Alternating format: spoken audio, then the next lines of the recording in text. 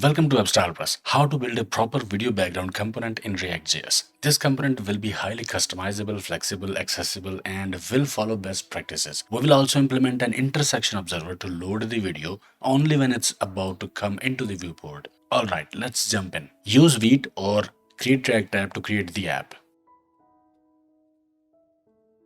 Go inside the app.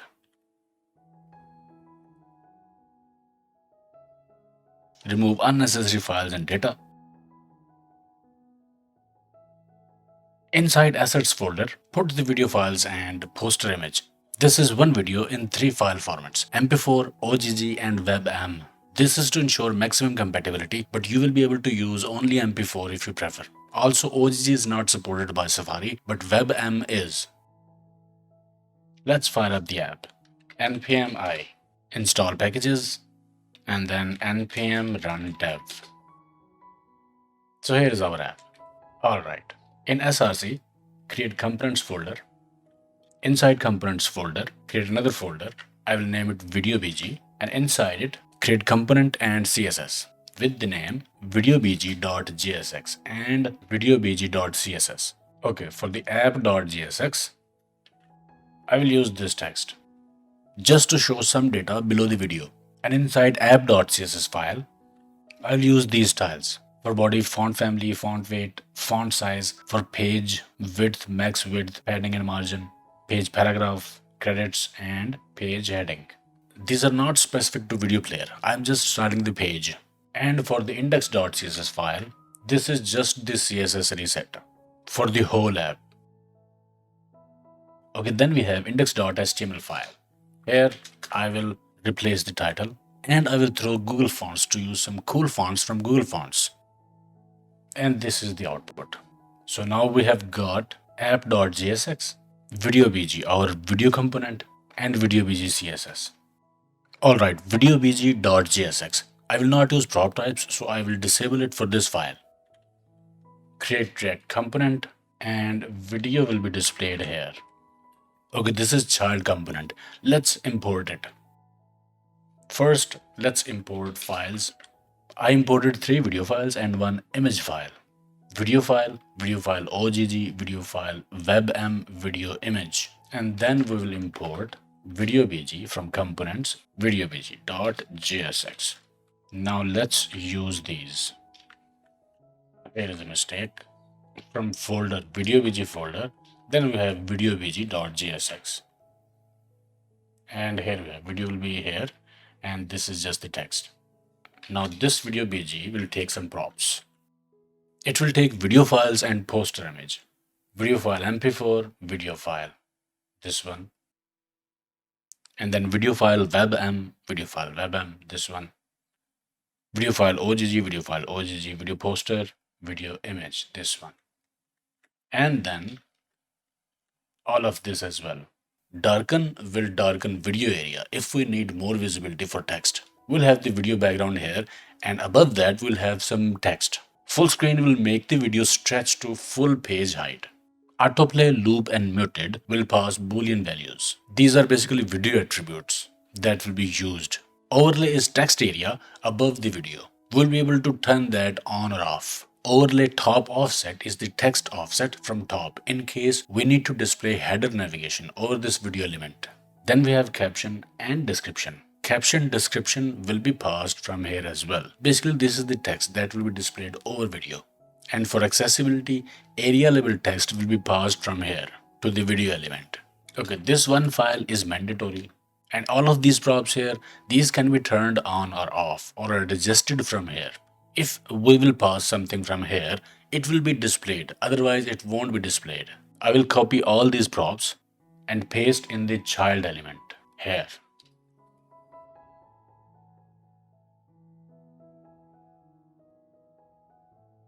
Like this. This is destructuring. This is the data that is being received here, and we can apply default values for some of these here as well. For example, for this darken, we can use equals to true. Similarly, for full screen, for autoplay, for loop, for muted, for overlay top offset 0, caption empty, description empty, and that's it.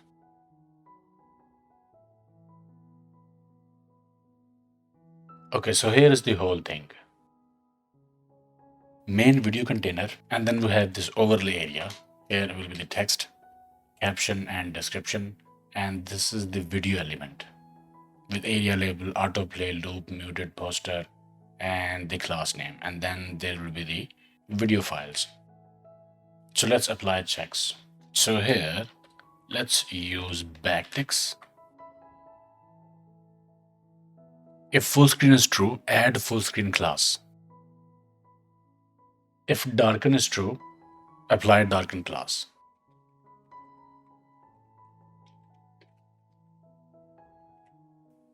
If overlay is true, then show this area. And let's apply a style here.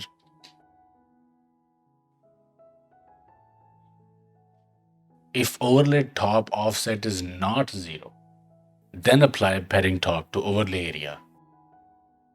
That padding value will come from here.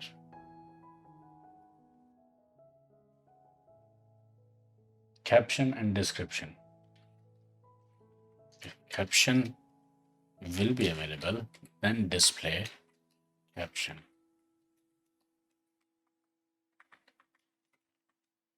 If description will be available, then display description. Okay, so now the video area label. This is the area label. If area label text is received, then render this attribute. This is a video attribute. Did you notice something here? For full screen, it was just ternary operator. If full screen true, render full screen class. But here, because it's an attribute, we used spread operator. It uses the spread operator to conditionally add the area label attribute. If area label exists, like it is not null, undefined, or an empty string, then an object with area label set to the value of area label is spread into the video tags properties. If area label doesn't exist, an empty object is spread, adding no properties. I hope it makes sense. So for the autoplay, we'll like this. Then we'll have these boolean values. For autoplay, for loop, and for muted. If these will be true, then autoplay, loop, and muted will be used here. Notice autoplay. It will be rendered in small case letters like this, autoplay. But here we use it like this, and React can handle it without any issue. So for poster, here is the video poster. Image will be displayed here. This video poster is a kind of fallback in case video is not rendered. And this is a class on video element in case we need to target it. And then we have this video. MP4 video file, video source, that is MP4. And below this, if the video element receives WebM and OG files, show these video sources as well. And here is the video that is being displayed. And if browser is unable to display the video, this text will be displayed. Okay, hard part is done. Now we have to just apply CSS styles. This is the video. And this is the text. This is the overlay text. It will come above this video. So let's do that. So this is our component. This is components CSS file. Here video container will be 100% width, and position relative is important here. Don't forget it. If video container div will have full screen class, it will have full page height, that is 100 VH. If we have darken class on video BG container, then we can darken the div. I will come back to this gradient RBG thingy in a minute. Video overlay has the text inside it. It will have position absolute and centered. To make it centered, we used position and transform translate. Bigger text inside overlay. Some font family, font weight, bigger font size, some text shadow. And this is small text below the bigger text. And finally, video element. When it's not full screen, we can use height auto, or we can give it some height. object fit cover makes it fill the available area. Z-index -1 throws it back so that its parent div can apply background color over it. And position relative makes Z-index work. Then video container dot full screen video. When video is full screen, we'll apply height 100%. Rest is same. Also, fonts need to scale down when screen is small. So here is some responsive adjustments. For just heading 1, its size will be smaller and smaller for smaller screens. Okay, so this is not being applied here because we have not imported it here. So here is the video BG CSS import and here's the result.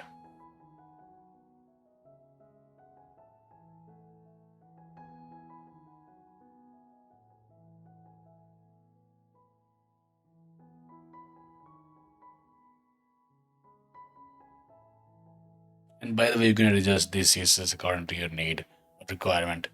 Overlay area is at absolute center middle in video container for all devices. If you want to make it static for mobiles, you can move the overlay below the video element, move this thing below the video element, and then make it static in CSS. That will bring the overlay area below the video for mobile devices, for smaller devices, and then you can style it as you like from there. Depends on your requirement, but I'm comfortable with this one. But anyways, it is a beautiful thing. Let me show you what it does. Okay, darken. If we don't use it, it's like this, right? And if we use this one, background color, RGB is 000, that is black, and then this is opacity.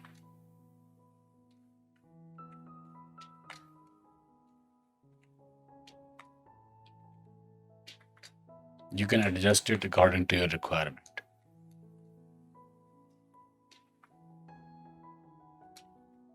Right? And you can have this effect, background color for a whole area, or you can apply linear gradient. And you can adjust these values to adjust this effect according to your need. Also, now this is full screen. And here is the app.jsx. From here we can control it. Like full screen. If full screen will be false, now it's like this. And from CSS, instead of static height, you can use height auto. And then it will be like this.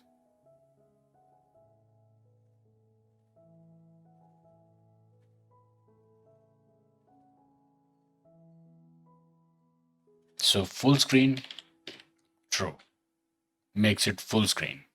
Darken, true. If we use darken false, then that effect will be gone.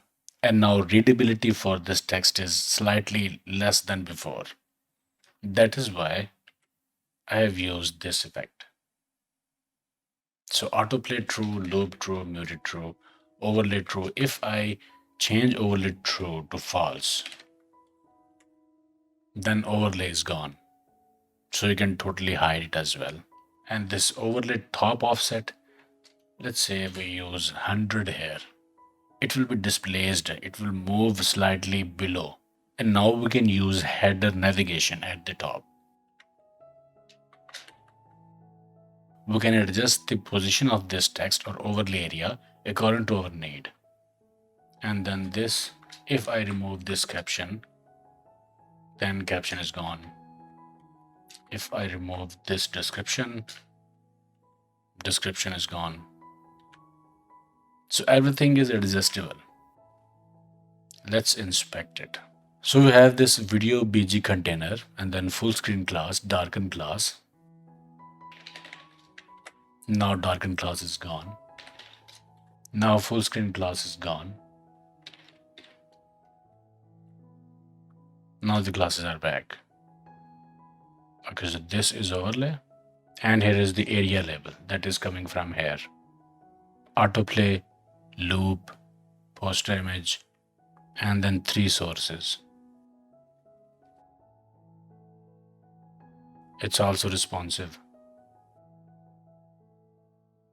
Okay, now this is done, but we are not done yet. We will further refine it and make it best video background player in React.js. We can further implement a check. We should show video when it's in the viewport. We can do that by applying intersection observer. Let's implement a custom intersection observer. For our video component, here, import useRef, useEffect, useState from React. Then we'll initialize ref to attach to the element that will be observed. Here is intersecting state that will be false initially. Then inside useEffect, we created an intersection observer with a callback function that gets executed whenever the observed element's visibility across the viewport changes. Callback function checks if the element is intersecting with the viewport. Entry dot is intersecting.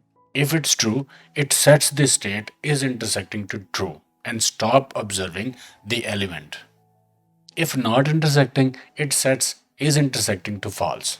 And these are observer options. Root margin is set to 50 pixels to expand the intersection area beyond the actual viewport by 50 pixels on all sides. And threshold is set to 0.01, meaning the callback will trigger when just 1% of the target is visible. The element to be observed is referred using videoref.current, which is the ref that will attach to the element we want to observe. If current element is not null, the observer starts monitoring it. This function is being returned by the useEffect hook for cleanup. It's executed when the component unmounts or before the effect runs again. Although in this case, it only runs once due to the empty dependency array. The cleanup function ensures that the observer stops observing the current element when the component unmounts to prevent memory leaks and unwanted behavior after the component is no longer in use. Then this empty dependency array means that the effect will only run once after the component mounts and once when it unmounts. This setup is ideal for setting up and tearing down listeners or observers that only need to be applied once during the life cycle of the component.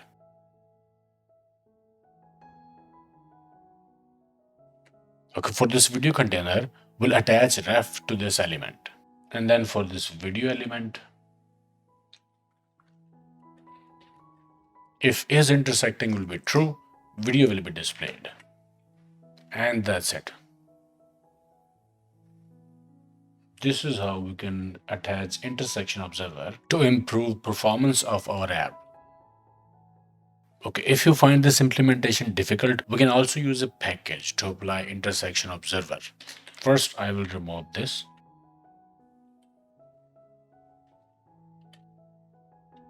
This is the package, React Intersection Observer. Let's install it. npm i react intersection observer. Install this package. Import use InView. Ref is a React ref that we attach to the HTML element we want to observe. It connects to the DOM element to the intersection observer setup by use InView. InView is a Boolean value that tells us whether the observed element is currently visible in the viewport based on the options provided. Trigger once true option configures the observer to trigger the visibility check only once. After the element comes into view for the first time, the observer will not check its visibility again. This is useful for cases like lazy loading images or videos where we only need to load the resource once. And root margin 50 pixels, it expands the viewport or root area by 50 pixels on all sides. It makes the element be considered in view even when it is up to 50 pixels outside the actual viewport. This can be helpful to start loading content just before it scrolls into view, improving the user experience by having the content ready when it becomes visible. So again, in video bg container div, we'll apply ref, and for the video in view. By using this, video will only be rendered if the condition in view evaluates to true. And here is our video. So there you go. This is the implementation of intersection observer. Using React intersection observer can make your code cleaner and easier to manage. However, there are cases where a custom implementation might be preferred, such as if the package introduces performance issues or has limitations that affect your specific use case, or if you want to reduce the number of dependencies in your project, especially for very simple use case like this. And if you need highly specific behavior or fine control over the observer's setup, implementing your own solution might be good, but both approaches are valid. Okay, I'll provide the code for three versions of this app: one without intersection observer, second with custom intersection observer, and third with React intersection observer. You can download what you like. And if there is any issue, mention the exact error or issue in the comments. If there is anything you want to ask in comments. Okay, I hope it helped. Please leave a like for this video, subscribe to the channel if you haven't already, and I will see you in the next one.